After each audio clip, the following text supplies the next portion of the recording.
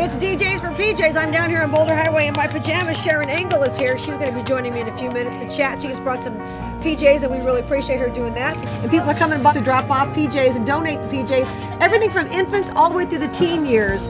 Local agencies need these for kids in trouble. Thanks for doing this. You know, I brought J's for babies, so some baby J's. So I'm going to encourage you. I was talking to the ladies back here, and they said, you know, we get a lot of older kids, and they're into adult sizes, and what we really need is some PJs for older kids. Yes. And what it does for them, the babies, they don't care if they're brand new or not, but the older kids, they really get a little sense of, you know, I have some value here because someone cared enough to give me something that was brand new. So now we've made the AP Sharron Angle candidate for Senate. Are you nervous now the AP's talking about this debate?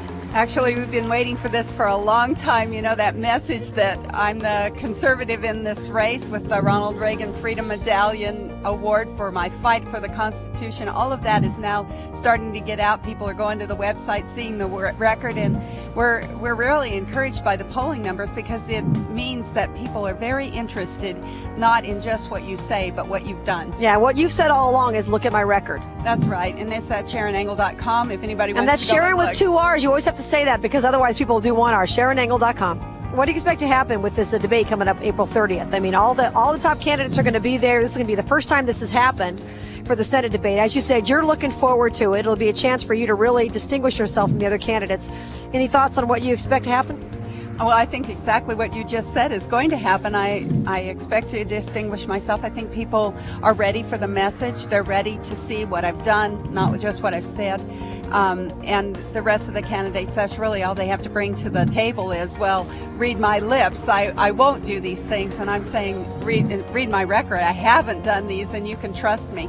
So that's really what's going on, I think, even nationally. When we see the Tea Party movement, that's what they're looking for, is someone they can trust. This hope and change has not worked out. They want somebody that they can have a little faith and trust in. Yeah, no, I like that. That's great. You know, it's funny. It's interesting how the left is trying to make it sound as if those in the Tea Party they're just dividing each other. You know, you've got to be exactly what I want you to be as a candidate, or I'm going to toss you out. They think there's so much division among Republicans that we won't be able to get it together before November. But I think a lot of that is ginning it up, right? Trying to gin up the story because it's really not that bad. They've been delusional since they elected their president. And they think that we want Obamacare. They think that we like bailouts. Even Harry Reid, when he talks, he says, I've done this good thing for you. Right. What about all those phone calls that flood into Washington, D.C. daily saying, don't do this to us? What don't they learn about this tsunami of conservatism that's coming at us? He just is delusional, and he thinks that by getting in this bus, somehow this is going to help. He's been driving us off a cliff for years, and I just personally do not trust him behind the wheel of a bus. He's been throwing us under the bus. Yeah, when's the last time he was in a bus? It speaks volumes, right, about Harry Reid's so-called strength or lack of strength, that he's got to get into a bus and cruise around the state.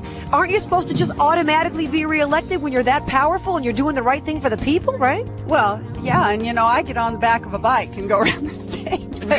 But the idea of this elitism is really gnawing at the insides of the American public.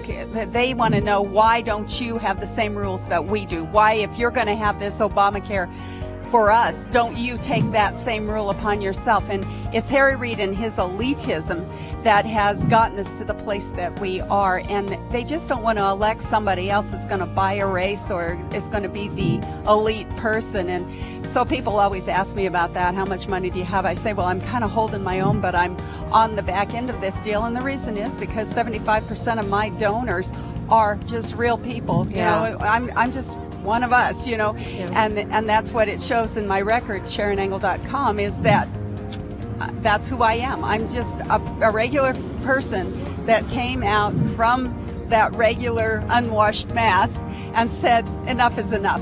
Yeah, let's talk about John Ensign for a second. There's been more and more of an outcry that he needs to resign. As you know, Congressman Heller has been a little bit more forceful in trying to get him to resign. And there was a letter just recently authored, as you know, by Richard Scotty. And they want him to resign because they think it's hurting the Republican Party in general. Are you hearing that on the campaign trail? I'm not. No one has really been talking to me about this. The Republican Party has hurt themselves by running right and voting left. And we real Republicans know what our message is: lower taxes, less government regulation, more personal freedom, stop the spending. What about that? Don't you understand? And when we send you to Washington, we expect that from you, and we're not getting that. And that's why, you know, this whole attitude of throw the bums out is there. And you know, we have trouble with our brand as Republicans, and what we need to do is get back to who we really are. And that's what people want. And I think that's what this outcry is. Whenever your integrity is lost, whenever your character, and you do it to yourself, people say, what happened? I mean, the disillusionment, the disappointment is just so great in our country that it breeds cynicism. And they're saying, you know, I don't want to read your lips anymore. I want to know what you've done. Yeah, and I like what you said. People run right and vote left. And that's a great phrase, and that's so true. That happens so often, and people do get disgusted. What's the point of me putting you in there? Which is what I think, and I like John Porter personally, but I think that's what happened to him. And I told him, I said, if you vote for this bailout, you're going down like a power window, because they're going to say, well, why not just put Dina Titus in? If you're going to vote like a Democrat, let's put a Democrat in. That's exactly what happened to him. Well, and real Republicans cannot defend some of the actions of these run right, vote left Republicans. We just can't. You know, people say, well, what do you think about this one and this one? Well, if they voted for taxes, you know, what else is there to say? But they're not the Republican that I am. They're not that Reagan Republican.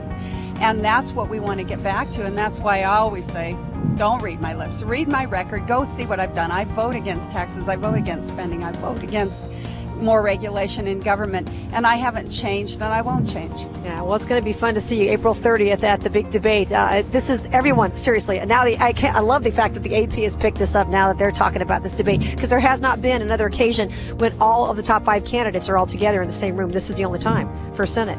Well, yes, that's the case. I know we've been in the same room. I've actually been in Boulder City with 11 of us. Right. And a different 11 that are in the race than are now. You know, yeah, we have the legitimate ones in this one. Well, you know, we had 11, and now there's a different 11. It's really been an interesting thing to watch people see the blood in the water and decide that this is the year they want to be a U.S. senator.